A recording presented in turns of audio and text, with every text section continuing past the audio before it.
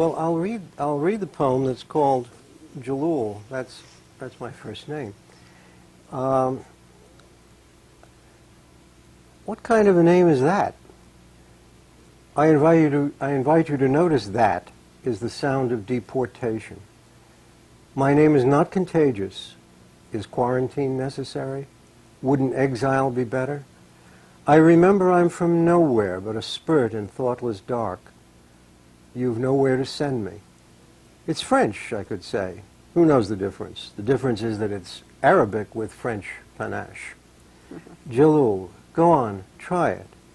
Terrorists bear the name. Scientists and singers and a few cashiers can even say it without help because they've turned their battlements into condominia of hope.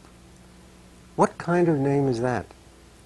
The name of a Saracen lancer ghosting in the dusk of Provence, and the name of a citizen deported 1,000 times a year.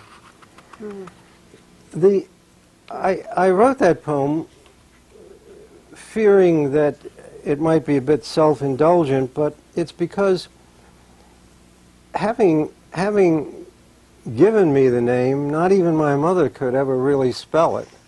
And her brother, my uncle, misspelled it to the day he died. And, oh, dear. And I'm frequently asked, you know, what kind of a name is that?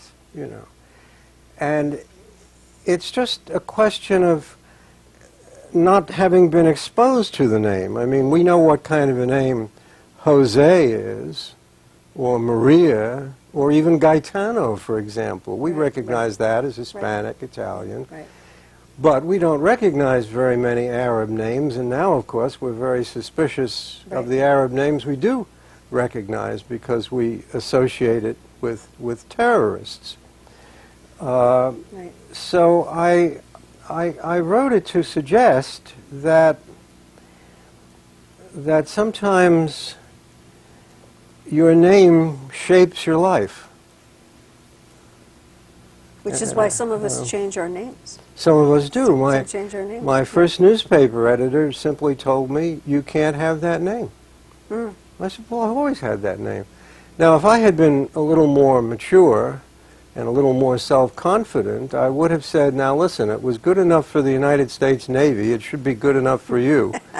But of course I needed a job.